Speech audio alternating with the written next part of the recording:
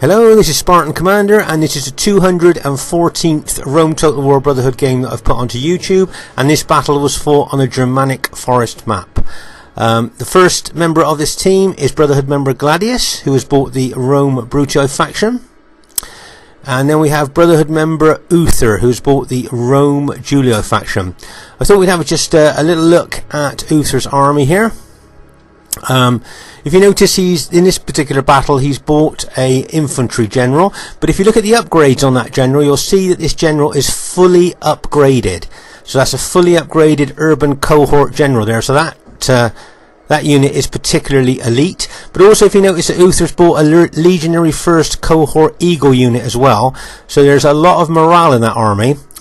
The other thing is that he's only bought, if you count, 11 infantry units. Now for the modern RTW battlefield, that's not a lot, but with that general and that eagle unit, there's a lot of morale there for when his troops actually get into fighting. So I think even though he's bought 11, with all that morale, that should be okay.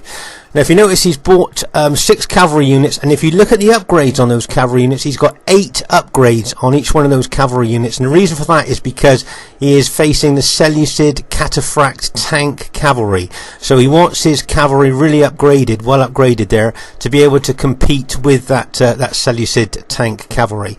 So looking at UTHER's army there, that's a pretty strong army I think he's got there. Our next teammate is Brotherhood member STEVELONGSHANKS, who has bought the Julio faction. If you notice that Steve has bought 4 cavalry and 16 infantry, so that'll be a very strong infantry army there. And then the last teammate is myself, Spartan Commander, who has also bought the Rome Julio faction. So there's our team there. I think all the players in our team have been playing RTW since it's first come out, so we've got years and years of RTW experience. But you wait till you see the other team. This should be a great battle for you to watch on the Germanic forest. And here is the other team. We start off with King's TIGRANUS, who has bought the Greek cities faction.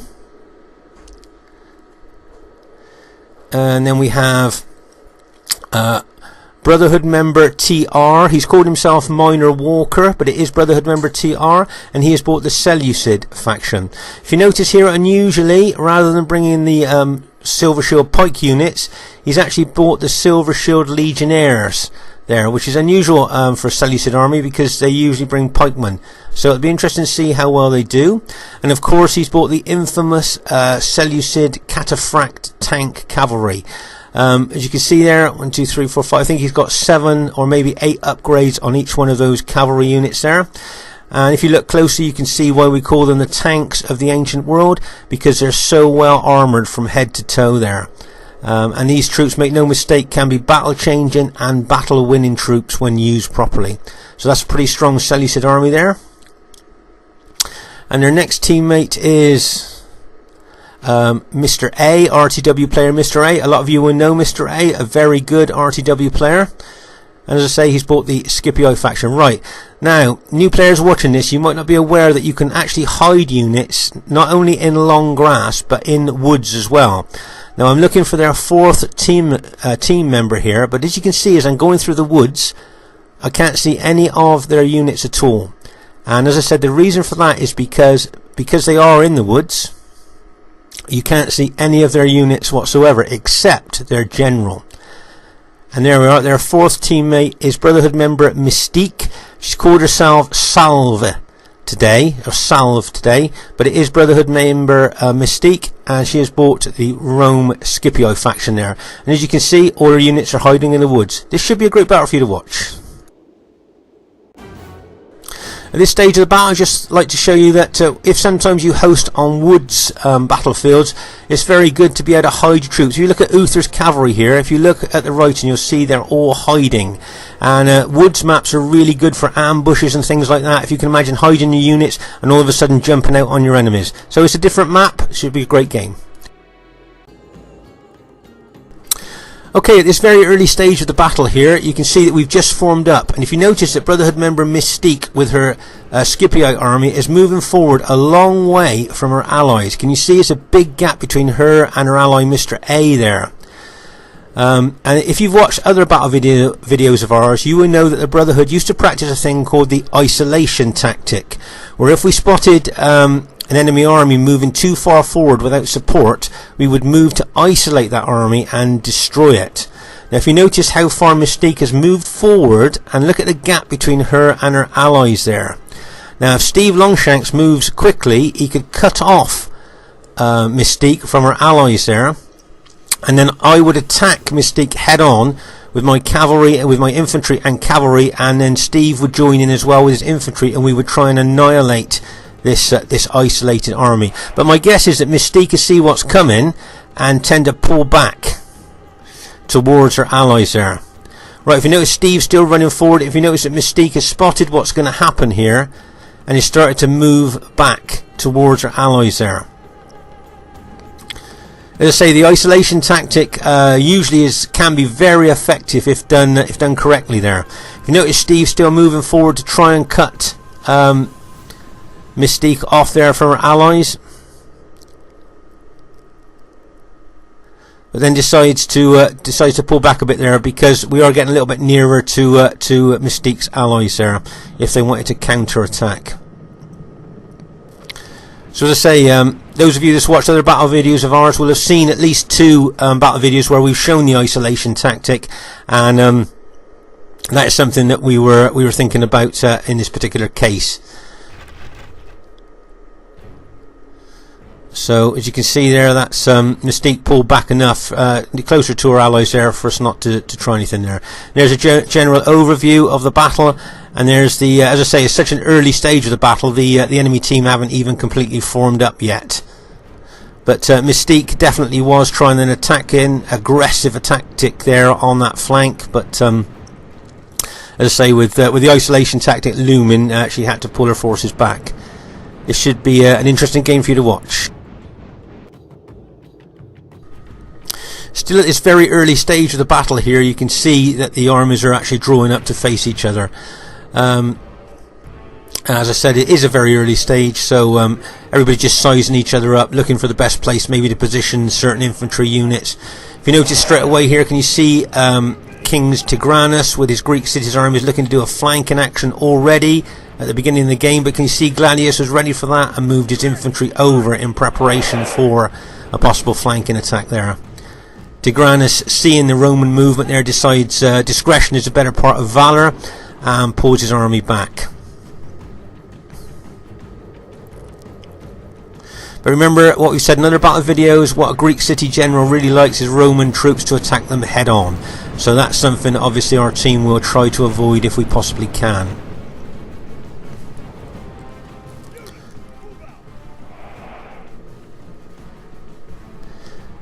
I think the Greek cities general bought at least 4 or maybe 5 Cretan archers. Cretan archers have got long range and do a lot of damage, so they will probably try and target our cavalry or the flanks of our infantry during the course of this battle.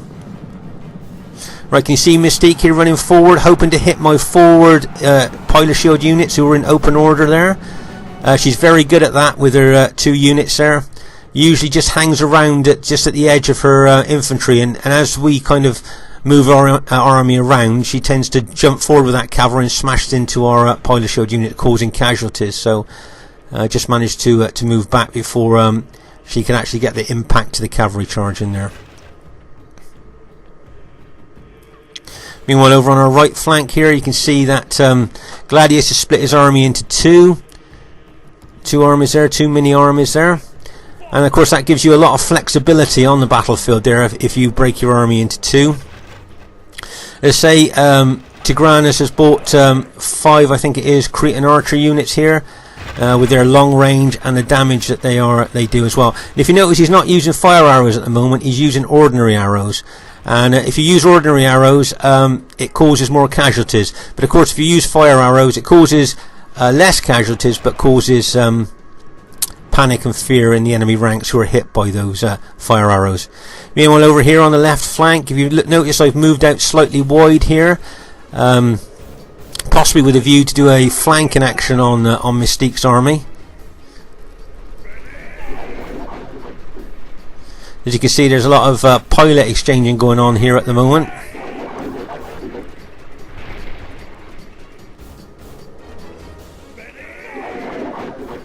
and those pilots will be doing a lot of damage to Mystique's forward units there. If you notice that Steve's moving his infantry over to this flank as well a little bit. He's moved kind of left centre of where he was.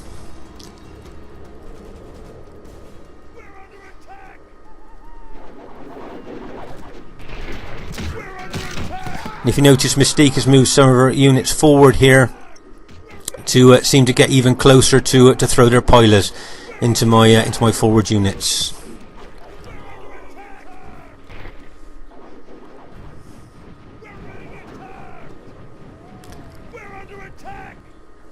Let's say there's a lot of pilot exchanging going on this left flank here. There's a general overview of the battle as it stands at the moment. A lot of arrows going into Steve Longshanks' infantry there. Right, if you notice that TIGRANUS has brought his Greek city units over here, kind of to our left centre a little bit there. As I say, what TIGRANUS would like is he would like us to attack his Spartans head on. And of course, like I said earlier, that's something that we would like to avoid if at all possible. You never give the enemy what they want unless you have a plan at the same time. So say TIGRANUS has moved over to, if you like, he's taken over the position where Mr. A's army was there. And the Seleucid, TR's Seleucid army is over on that on our right flank facing Gladius there. So there's a general overview of the battle situation. I would think that Gladius, with his Brutii, Roman Brutii army, would like to take on that Seleucid army on that flank there. Let's say the Seleucid Silver Shield Legionnaires are styled upon the urban cohorts, but they just haven't got the specifications or the hitting power and attacking power of the urban cohorts. You can see some pilots going into one of TR's units there. If you notice that TIGRANUS has brought 3 of his Greek city units over here to support his Seleucid ally on that flank, probably sensing that if the Romans attack, that could be a vulnerable area in their defense line.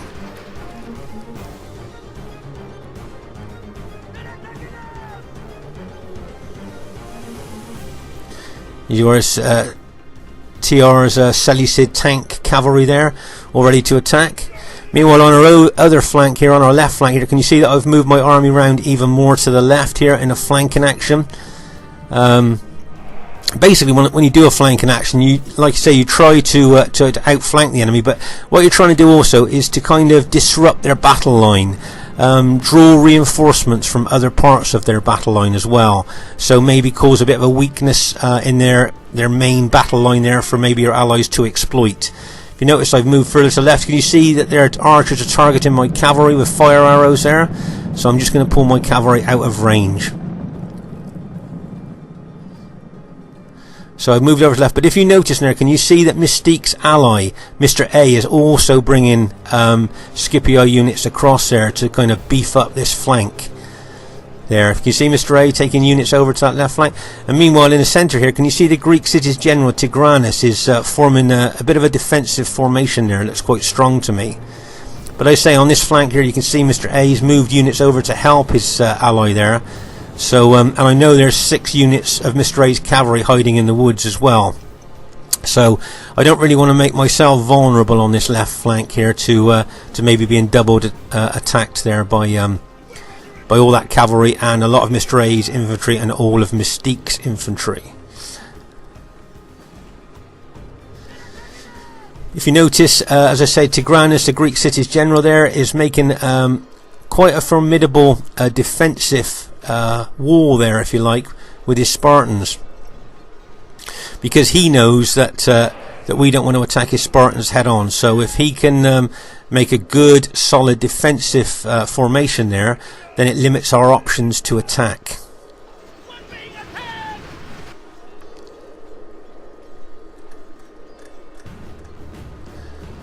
Right, if you notice that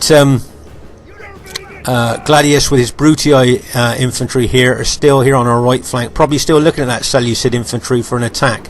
But if you notice that Mr. A's brought some of his Scipio units over, and his Greek city's ally has brought some Spartan units over, as I said, to beef up and reinforce this flank, as I'm sure they feel that that Seleucid part of the battlefield could be a vulnerable place that our teammates might like to attack there.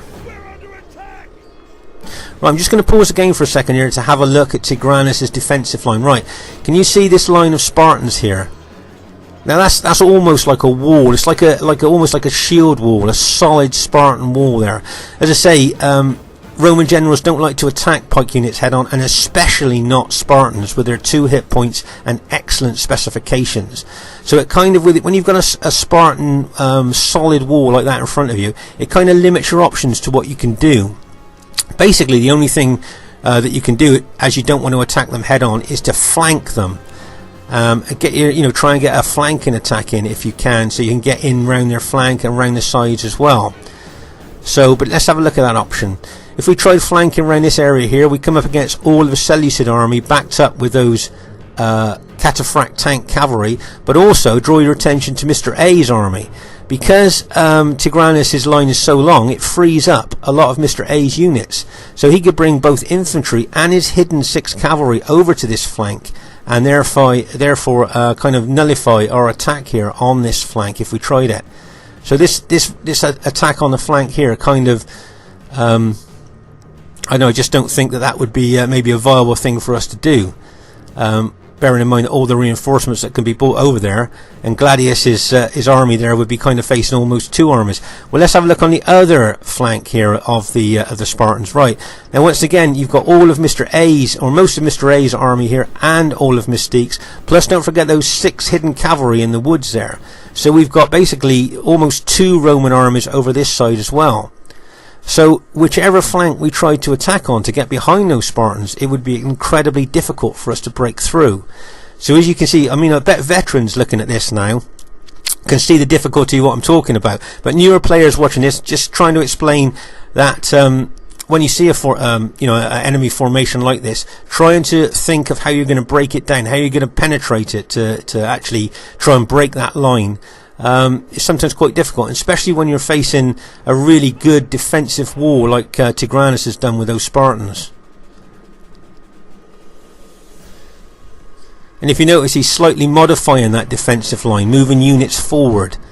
As I say, what he would like to do is, as I said earlier, he'd like to encourage us to attack his Spartans head on, because that's what he really wants.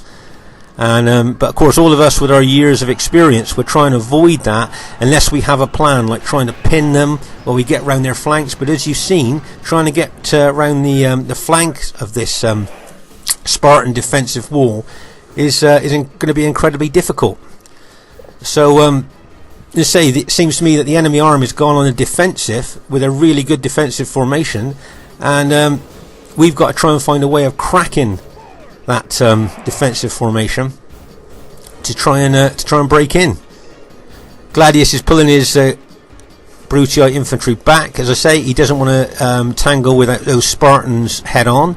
If you notice that TR is putting units in Testudo out in front of those Greek city units to soak up any pillars that might be thrown in. Nice bit of teamwork there by TR. Let's just pause the game for a second for us to take stock of exactly what's happening. Let's say on this right flank here, you've got the Seleucid army. You've got this really good Spartan defensive line here. And as I say, the only way around that is to try and flank. But as I've explained and shown you, it is extremely difficult for us to be able to do that. Because that defensive line is kind of, if you like, freed up Mr. A's whole army. So they've got kind of a reserve army behind that Spartan wall that they can move to either flank if we try to attack. So, as I say, RTW veterans watching this, I should just wonder what you would do in our position here in trying to break this defensive line. Okay, they've gone defensive, so they've handed the initiative to our team. But the best way to try and break this line, we're not. Well, we haven't found it yet. Anyway.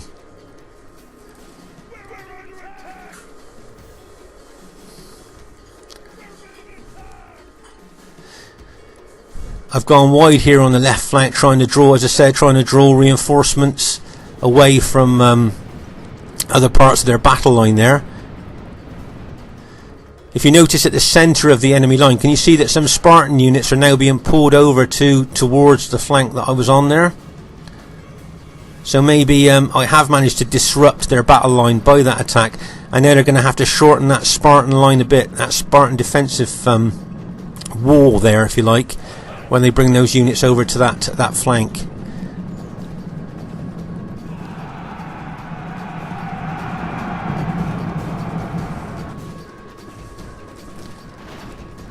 See, this flank over here where the Seleucid mostly are, I just feel that could maybe be the place we attack. But like I said, they could get reinforcements over there really quickly from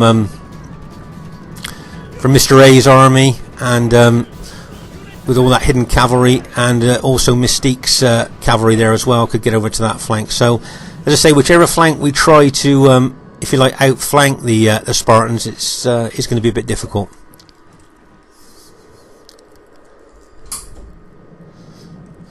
I say it'd be great. I bet there's RTW veterans watching this. I'd really like to know your opinion about what you would do in the course of this, how you would kind of break this line down. Okay, let's just pause again for a second to take stock of exactly what's happened here. Well, I'm going to ask you a tactical question here.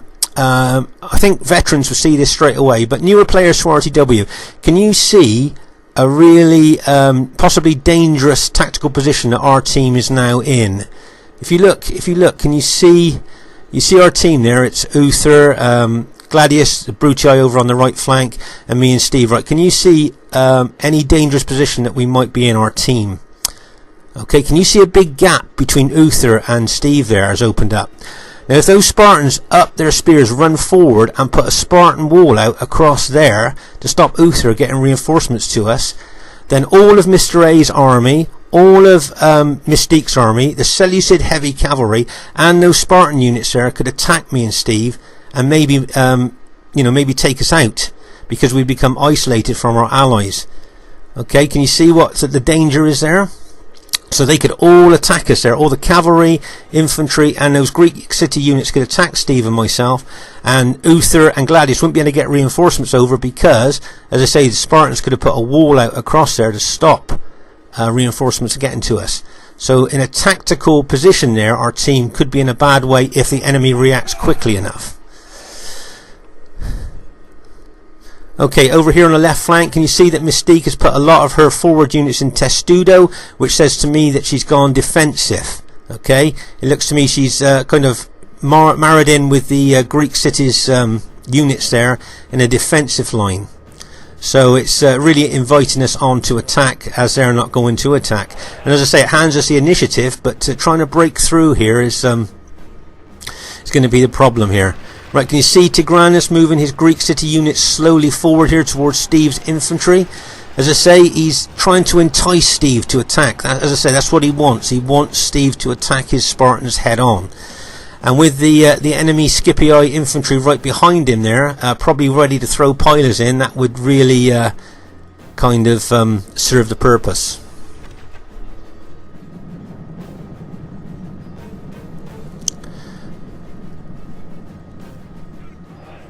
There's a general overview of the battle as it stands at the moment.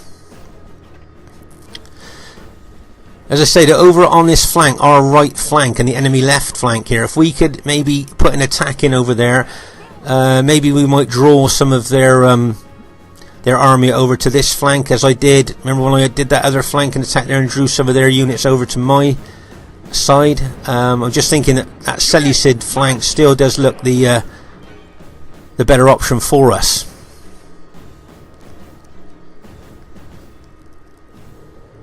Right, if you notice Mystique here charging into my forward units, again I can see they're coming in with that unit, so I'm going to charge my infantry units into that charging cavalry unit there. So kind of the attack bonus from the cavalry and the attack bonus from my infantry would have kind of, if you like, neutralised each other there. But Mystique likes doing that, likes to attack, draw the cavalry unit back, and then when you try and reorganise your infantry, she charges in again to try and cause more casualties. But that time I was kind of ready for that there. Right, if you notice that the Spartan line is still holding strong there. But if you notice on the end of that Spartan line, the Seleucid army is a little bit exposed on the other end there. and I can see that Uther's moving his cavalry and some infantry units round to that flank. As I said, I think our teammates there would have probably thought that this was the best flank for us to try and attack there.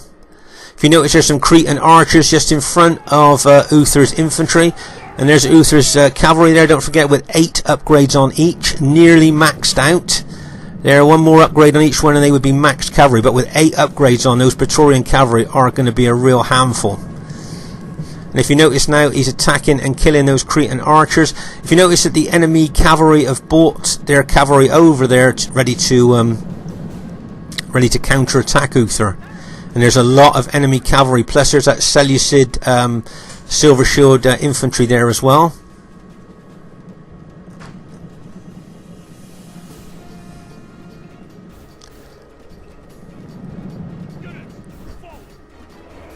Meanwhile, over on our left flank here, I can see there's a lot going on over on the right. So I think what I may well do here is have to attack to try and draw some maybe the forces away from that other flank there.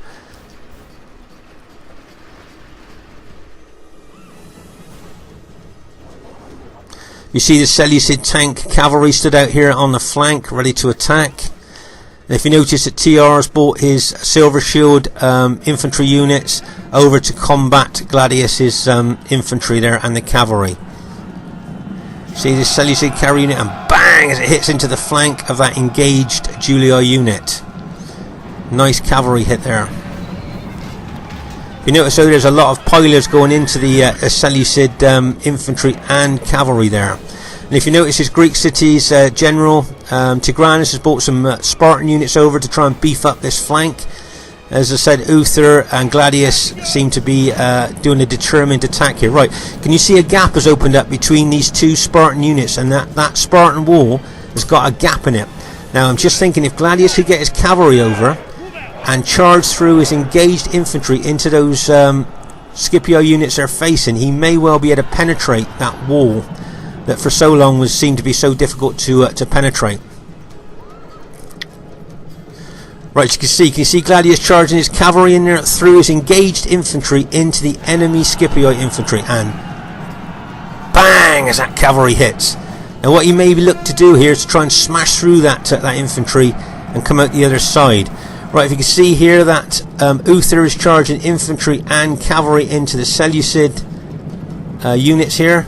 Can you see some of this Seleucid cavalry attacking Uther's own cavalry? Let's just pause the game for a second.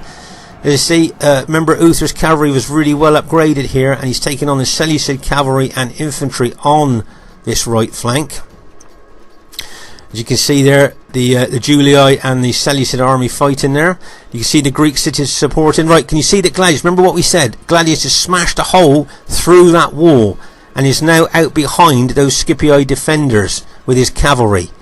So that is a major thing. Do you notice these Greek city units we haven't attacked? We just left them standing there while we try and concentrate on other parts of the battle line. If you notice, Steve here is engaged with the Greek cities, and also if you notice, Mr. A is charging cavalry and infantry into Steve's army there. And if you notice, over on the left flank, I'm attacking Mystique's army here. As I say, trying to attack from both flanks at the same time. They're trying to draw their forces out from the centre, which may well leave them weak in some places.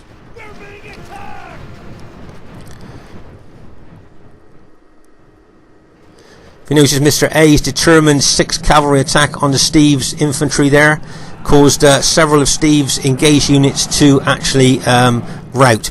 Right, just like to draw your attention to TIGRANUS' Spartans here. Do you notice how he's bringing them around the flank here to try and pin and engage Steve's infantry from the side there? And if you notice over here on this flank, do you remember we said that the Seleucid flank may well be the one for us to attack? And it looks like it's served its purpose there of us attacking there on that flank. If you notice that Gladius has got his Brutii cavalry in behind the engaged Seleucid forces. And here's a close-up of those Cataphract cavalry fighting Uther's really well upgraded Praetorian cavalry there. It looks, from what I can see, mostly the Praetorian cavalry were being killed there, but maybe the numbers might tell in the end. Right, if you notice that Gladius has charged his cavalry into the rear of those engaged Seleucid troops and have routed most of those units there, and is now pushing on through to attack that Seleucid tank cavalry, which mostly has now routed. Right, if you notice that Mystique's bringing cavalry over to this flank to try and help her allies here, charging cavalry into a thick lot of Brutii infantry there, and then had to pull that cavalry back. Meanwhile here, can you see Steve is fighting the Greek cities here. If you notice over on the left flank, I'm charging forward with my infantry and cavalry here, trying to break Mystique's forces here. If you notice, Mr. A's charged his cavalry in here to support his ally. I'm trying to be aggressive here on this left flank so that they can't send reinforcements anywhere, and they may even have to send reinforcements over to this flank to help their ally out, which may well help my allies to attack elsewhere. Right, can you see here Steve Longshanks is fighting the Greek cities, and if you notice that UTHER has sent some units over to help Steve here on this this right centre here. But as I say, if you remember Mr. A, a lot of Mr. A's units were kind of reserve units there in behind the Spartan wall, so they're going to be fresh. So this battle really is on a knife edge here. The leader of allies has been slain. This loss is hard for us. Notice Mystique's trying to get units around the flank of my army there. Nice tactical move there by Mystique. The gods be praised. The enemy's hearts are full of fear, and now they flee. And as you can see here, the Greek city's general TIGRANUS is now engaging our allies' Julii infantry there very aggressively. And Mr. A's got some units there as well, helping his Greek city's ally. So things are happening all over the battlefield at the moment. I'm just trying to catch everything for you. As you can see here, Mystique's units are still holding quite firm. Bear in mind I'm smashing in cavalry attack after cavalry attack, plus my infantry are all engaged. Meanwhile, over on our right flank here, I think we've actually just managed to defeat the Seleucid army, and are now bringing over victorious troops from that flank over to this this centre and this flank.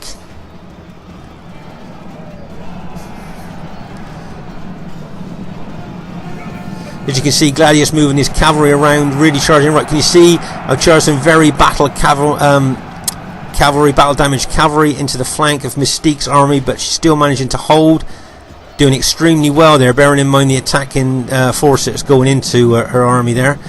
You'll see the Greek cities generals moved out. Can you see, as I said, Gladius's cavalry is attacking the Scipii general, but if he moves left from that position, he could smash into the back of Mystique's engaged infantry with his cavalry. If you notice, I'm charging my battle damaged cavalry in, and Gladius is charging his cavalry in as well, and we've managed to rout most of Mystique's infantry here on the left flank, and a lot of Mr. A's infantry as well have been taken. Right, let's just pause the game for a second. So there's just a couple of Scipii units left on this left flank, but in general we've through great teamwork we've managed to take out their left flank there. As I said earlier, we've taken out their right flank as well, so it's just the centre now. If you notice, we've got the Greek cities and a lot of Mr. A's Scipii troops there still to face, so it'll be interesting to see how we're going to take those out, because those Greek city troops are always a bit of a menace there. Let's see what happens next.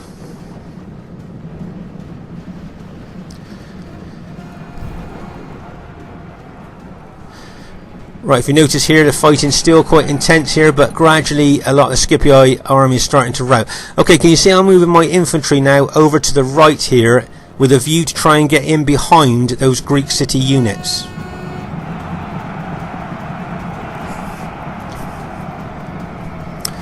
Okay, if I can get in behind those Greek city units, and if my allies engage them at the front and I hit them from the rear, we could have them in a hammer and anvil attack. Or a sandwich attack, which depends on which way you call it. Right, can you see the Greek cities general starting to form a defensive position here?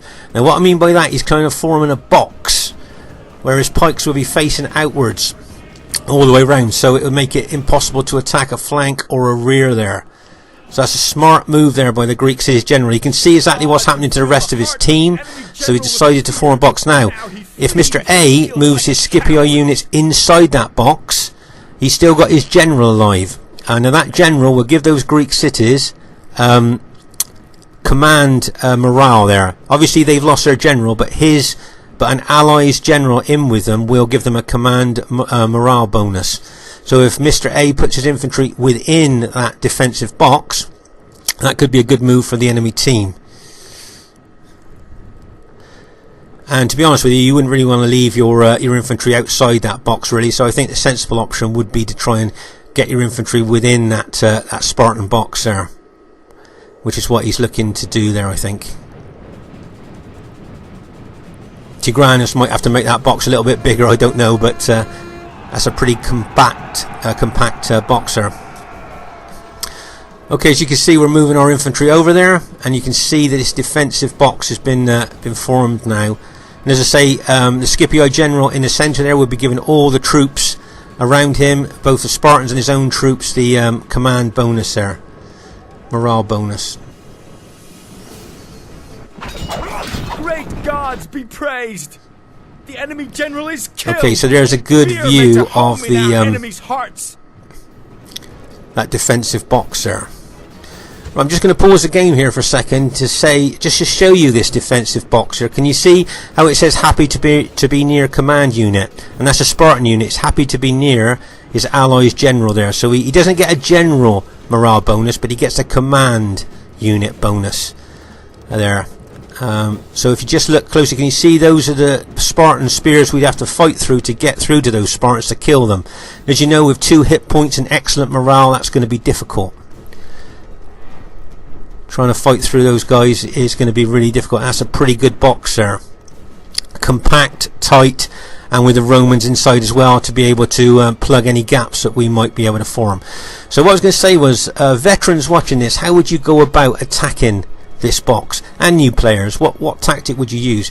We're pretty well out of cavalry. We haven't got much cavalry, so we haven't got kind of the shock attack that might tip the balance. We're pretty much out of cavalry. We've got a few battle damage units left, but not a lot.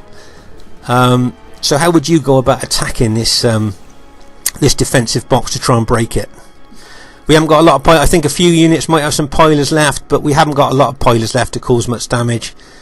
So as I say, you don't often see defensive boxes like that these days, so this should be an interesting one for us to see how we can attack it. But I've seen defensive boxes like this, and I've seen attacking forces before attack these boxes, and the attacking forces have actually all routed. So it'll be interesting to see how well we do here. That box looks well constructed to me, and as I say, with the Scipii army inside to plug any gaps that we might be able to force through, that makes it even stronger. I bet there's some veterans watching this thinking to themselves, right, this is what I would do, and this is what I would do, like, you know, and it's great to look at something like this and think what strategy and tactics you would use to try and break this formation. But as I say, usually if you've got a lot of cavalry, you can attack, and sometimes when the cavalry smashes in, the actual fright factor, the scare of that cavalry hitting, can very often rout all the defenders in the box. But as I say, we haven't got hardly any cavalry left at all, so it's going to be infantry on infantry.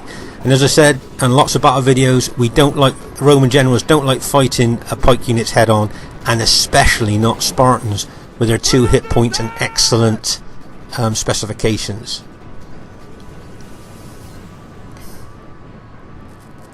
Right, as you can see here, we're closing in on that box now with our units. Can you see that one Spartan unit there, distraught over the number of enemies? It's a fresh unit, so its morale's not going to be bad, but it's distraught at the number of enemies around it. The first thing we need to do is, in this situation, is get your general and command units close to the fighting, so that your fighting troops are getting as much morale as you can give them in this situation. Because if they start suffering casualties at the hands of those Spartans, they're tired probably already, they're all battle damaged, so their morale is going to be low anyway. So you need to get your command unit and general unit close by there to support your fighting troops. Right, can you see UTHER's got 2 units in Testudo here, and he's moving them forward into those pike units there. Can you see? He's moving those Testudo units into those pike units there. with a view. He was hoping to force that. He was hoping he was going to force through those pike units there in that testudo formation. If you notice, I've put several of my units into attack. I'm throwing some pilers into the enemy ranks. Or as I said, I've got a couple of units who've still got some pilers left. Just trying to cause as many casualties as I can. Can you see already myself and my allies' units are starting to rout here as we're attacking this this defensive formation. Right, new players and veterans watching this, looking at this, looking how good this defensive formation is, and bearing in mind we've hardly got any cavalry, where do you think this battle's going to go? How do you think it's going to go?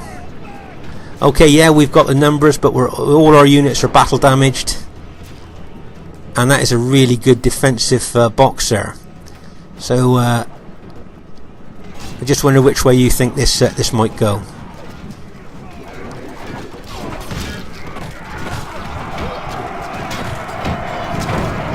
Notice Gladius is charging his infantry, and we're trying to attack from all sides. There you are, Gladius has still got some pilers in that unit there he's throwing in.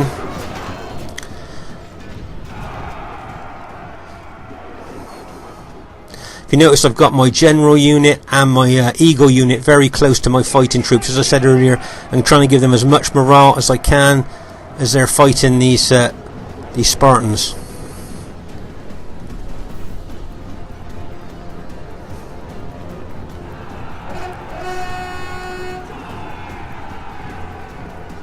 As you can see, Gladius is attacking there with his infantry, putting a lot of pressure on those Spartans there. As I say, I've got my infantry attacking as well.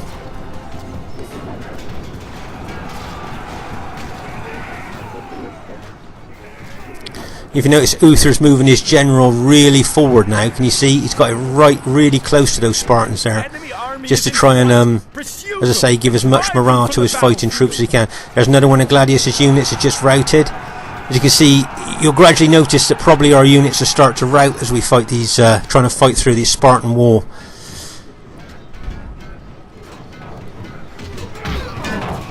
There's a bit of a close-up of the fight in there.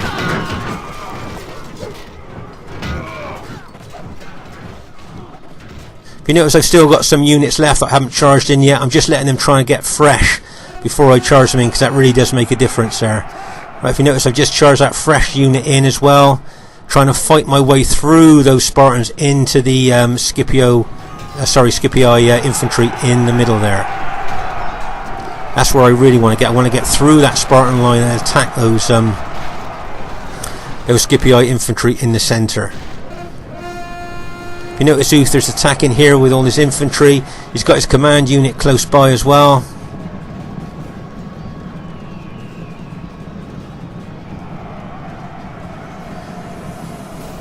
I've even charged my eagle unit in and my general unit as well. So all my infantry now are engaged, trying to break through this box.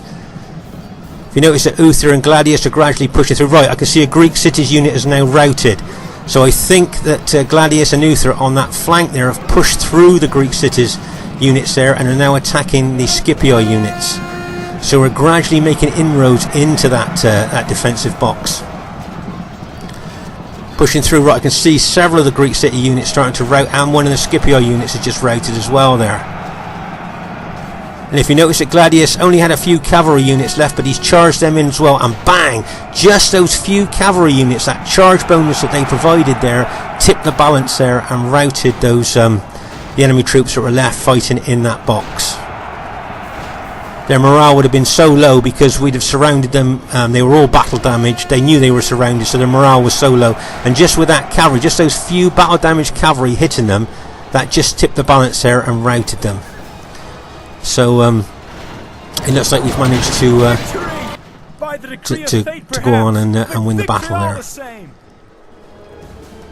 As you can see, there's lots of dead all over the battlefield here in different places where the fighting was so intense. Right, the first thing I'd like to say is really well done to everybody in the game, and if you noticed, it was an extremely close victory in the end. Really close victory there because both teams played so well. Really well done to TIGRANUS, TR, Mr. A and MYSTIQUE. Really well done to you, to all of you. If you notice that TIGRANUS has got the highest kills in the battle. New players watching this, having the highest kills in the battle doesn't necessarily mean you're on the winning team. Obviously most of the time it does, but sometimes it doesn't. And I thought their team played really well. But really well done to Stevelongshanks, UTHER and Gladius.